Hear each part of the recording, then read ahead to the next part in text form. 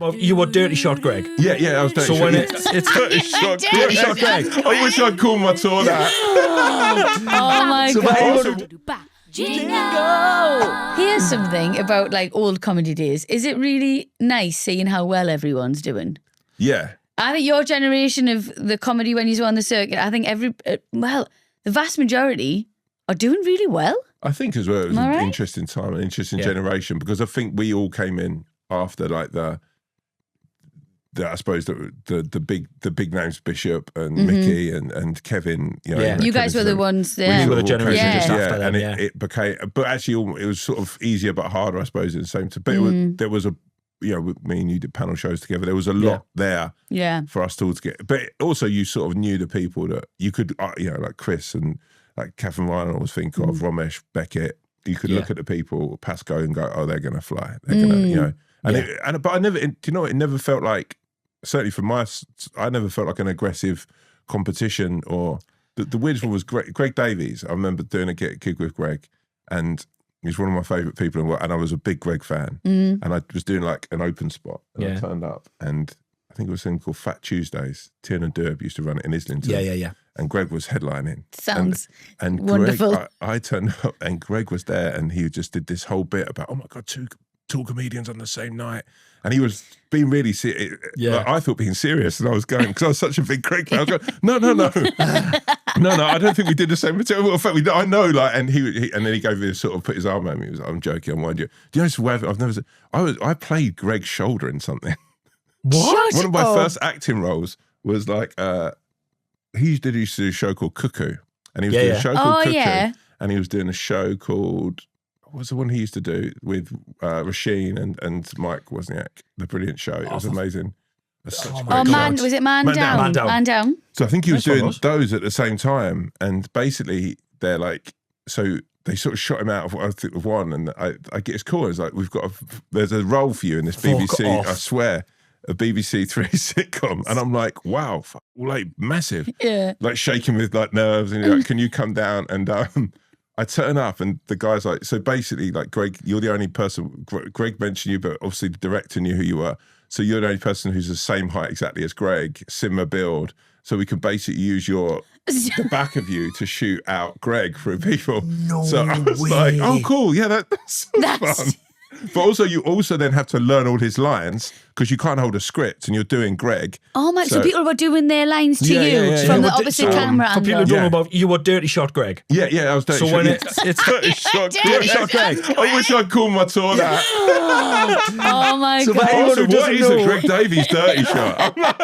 Anyone listening or watching who doesn't know what dirty shot means, it's when you see a movie or in the shot is the conversation from behind the pit, and dirty means a bit of them is in the shot. The person who's not in focus, a bit of them is in the shot. So I'd be wearing Greg's costume. That's hilarious. But during this, I think Murder and Successful we got a pilot of Murder and Successful, and I was quite happy. I was we were filming this scene, and the news had come through, and it was like Helen Baxendale, Esther Smith, who's brilliant and a friend, and that Taylor Lautner.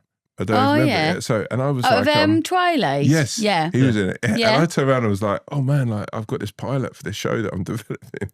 And he was like, what? What, do you do proper acting? And I was like, yeah, no, I'm a comedian and actor. And he went, oh right, I thought you were just like a shoulder guy. And I was like, what? He was like, I just thought you were a shoulder guy. You're Greg's shoulder guy, no? And I'm like, no, I'm a comedian as well. Like, I'd hope that delivering these lines in the way I have, that this would that you could get a job. Yeah, and then literally heard him walk round to people going, hey, you heard about Greg's shoulder guy? Thinks he's an actor. Thinks he's a somebody. Get a bit above his station. Somebody fucking remind this guy. Talking about a pilot. God, I don't know if he's right. Did someone check in with him? Can we get them to stop talking? Can I just say, right? We are so lucky to work in this industry, and it's so fun and it's great. But there is, and I don't want to sound like weird here or like too privileged or whatever, but I don't know many other industries. That is such a fucking offensive thing to be booked for. They get you down for the day. They get your costume. No. It was like a week. Well, you fucking hell. It wasn't a day. But do you understand what I mean? No, a job's a job, but I can't understand any. Am I being naive here? But it's such a. You know what it is as well? It's a weird thing of when I look at and I've subsequently done other jobs now where people are stand-ins and whatever. Yeah. Have you ever asked Greg? No. I was hoping Greg would use me again. So that's the aim. Yeah. That's, you know, people have a mood board and stuff and they go, I've visualized it and I've put out the universe. What's it? I've manifested. You need to manifest a career where you are so fucking huge that you can get Greg in as a shoulder guy. But the difference is, you're in the room. You're in the room. Do you know the difference is Greg is sat at our daughter, like he's amazing. He's been also on here. but he's so high status in his way, low but high. Yeah. It kind of suited me. But also it's like one of those weird things that even when it was happening, and like you have this, is like, and you're very good at like, being self-derogatory. I think it's like something's happening and you're like, this is kind of indignified. But also I'd never really been on a set before. And you're watching stuff and so you're getting an idea of, and it's sort of later in life, like later as it sort of continues, you go, actually, that's how lucky you were. And I couldn't, it was one of those things as well that you couldn't really get out of once it sort of developed into what it was. You couldn't then just go, actually, fuck this. Because you're always in the back of your head thinking, if I'm nice, I get on with people. Do you know what it is though? Sometimes that it's jobs that you might have met somebody on that job that could have got you something. It's like, that's how it works. Well, I was hoping to become Taylor Lautner's shoulder guy. I can stoop, Taylor. I can stoop, I can squat. I mean, ironically, I don't think he's worked since, but... Who's laughing now, eh? Too big, man. When you get something like that, when you get something so iconic like and so Twilight. massive. No, I think he's got a really successful podcast with his wife, I think. Has he really? Stupid idea. Never work. What an idiot. I know. With his wife. Is it? Is because I'm fascinated, and it is you two are so great together when you watch the podcast. But is it like, because it is a beautiful thing that you're so open about it, and like bit too open. Yeah, no, but it's a nice thing. It does, because it is almost like I talk about stand up being like therapy, having had therapy. I think it like, but in what you two do, it's like you have to be quite open with each other. Yeah, it is. It is like therapy. Yeah, it's been really good. Yeah, it's been really like cathartic, and we don't. There's no grudges. There's no. There's nothing hanging over that nobody said. Yeah, like I know people in my life where they're like, and he does this, and I'm like, well, have you said anything? They're like, no. And I'm like, so you are stewing about that thing. Yeah. Whereas we, every week, we'll just tell each other straight out, I fucking hate that you do this. And blah, blah, blah. And it's worked. I think we're quite happily married. What's really weird about it is, like, when we did the TV show, when we did the arena tour and stuff, I know she's got me back. Above everyone. Yeah. And she knows I've got hers above everyone. Yeah. Do you know what I mean? It's a nice thing. It's good, man. It's and it is like that weird. And I do think it's like, I think that's when you're in a couple, in your relationship, you're married, that thing of telling each other, talking about problems. Yeah. So many people that you get to sort of, how long have you guys been married? 11 years. Nearly, Nearly 12 this year. We're 10 this year. Yeah. So it's like that thing where you speak to people, and like when people are getting divorced, there's problems, you realise, oh God, it's just, sometimes that is just a lack of communication. Yeah, it can be. Everything else. Yeah. But then you leave it too long. But don't you, I think a marriage is more than like, I think when you first meet each other, it's going to get really deep here, right? Yeah. I think when you first meet each other, it's like lust. Yeah. And it's like that. You have to have, if you don't have that at the beginning, then I don't know how, I don't think it would work. No, of course. It has to be that. And then I think it becomes more like I don't want to say friendship, because then that sounds awful and that sounds like you don't have any love there. But I think it becomes like a bond, like a companion. We're a team. A team. Yeah. And that, and you know, when people say like, oh, we're just companions and just whatever, I'm like, I know, but that's what am I really boring and sad that actually that's my most, but I think that's what I want in life? It's a weird thing, isn't it? It's like you look at, like, we all use that example of an old couple sitting at like a seaside eating fish and chips, looking out at the sea. As that's what we want, right? That's the thing. But then that's the thing we're all working towards. I always think it's something that you look at and it takes work. You think of generationally, like years ago, people had to work at stuff. Like people, rightly or wrongly, people were like, oh, okay, we're going to stick with this thing that we're in together, and we're going to get through it. And it would be naive to think like your parents had never been through struggles. And I think actually, when I look at, that's the thing like you go, oh, that's the thing I'm proudest of. It's like me and my wife have been through so many different ups and downs, things that haven't gone right, and it's how we've developed our relationship and moved forward and showed strength together. That is the thing that's agreed. So actually, I quite like this sort of phase of it all. It's a bit, I find it tricky with kids. Yeah, I find like we come here for today. But we came last night, had a lovely night in the hotel, got room service, watched a telly, and then we're staying over. Like then we're staying over tonight because we could go home tonight, but we're like, should we just have a bit of? How old are your kids? Breathing. 10 and 5, okay. 2 boys. Yeah. Yeah. So And it's you've a got, bit how old's your girl? mad. She's 4. She's Right, 4 in okay. December. Okay. So this is our 10-year anniversary Mm-hmm. in great and Catherine's 40th this year. So we've got this thing of like, okay, we're going to try and have a few more times away, just the two of us, Nice. which you've done Yeah. a bit. You've It's got to. important. Yeah, you've got It's so to. important. It's Yeah. interesting as well of like what it takes to the dynamic shift and how things work to make it work. Mm-hmm. And it's, but it's like anything, isn't it? You've got to put that graft in. You've got to try and do. I think I look at my life and sometimes you look at it and go like you get so obsessed with work. Work is like everything, coming from I think again talking about the background I come from and a lot, and what it requires to get to a point Yeah. to then go, right, how do you maintain that and keep that? But then also make sure that, Matthew McConaughey does this amazing thing where he talks about you got to keep everything watered in your garden. You got to keep your job, your work, which is then you've got to keep your marriage, your partnership.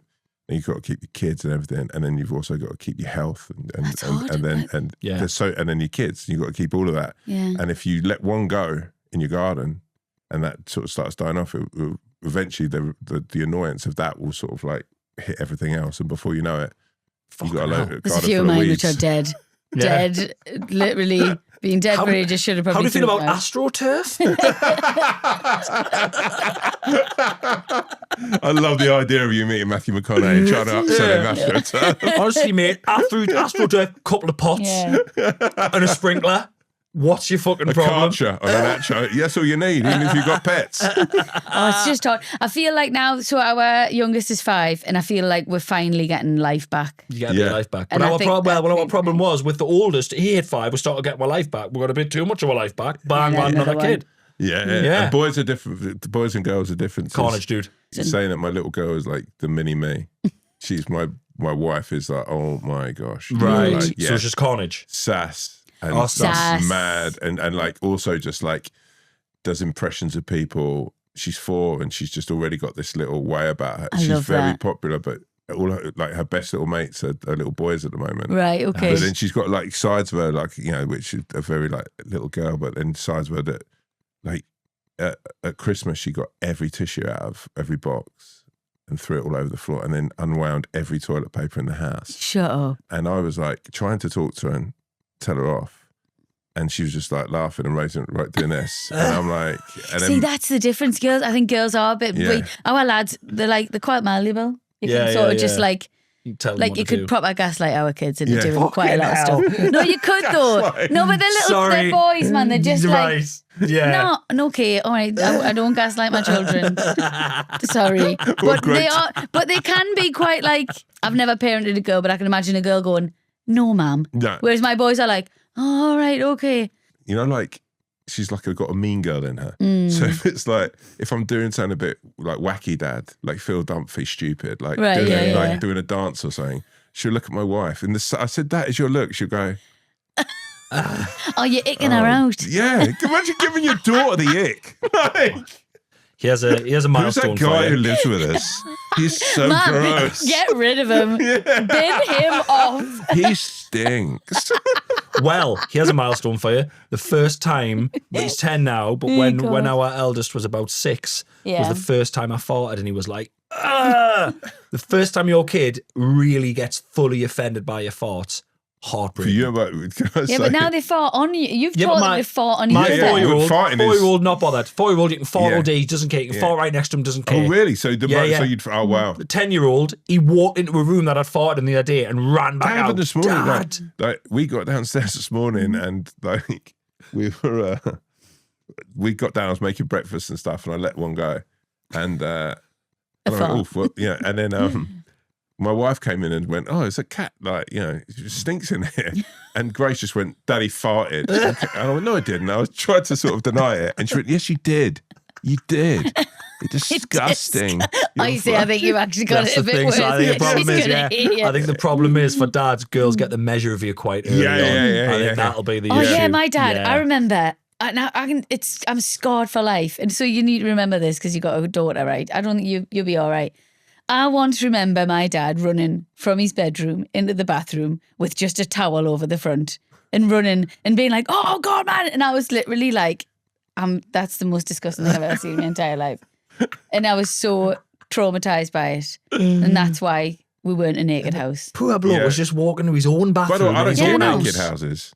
I don't get when you turn around to people and say everyone in the house is naked. Yeah. I'm like, I don't get it. Sorry, I've never heard this phrase, naked Yeah, house. Yeah, either like, people have naked, like, It's Define- like none of us put on clothes. We all walk around naked. What's your fucking It's just heating an bill old- like? Yeah, I don't understand.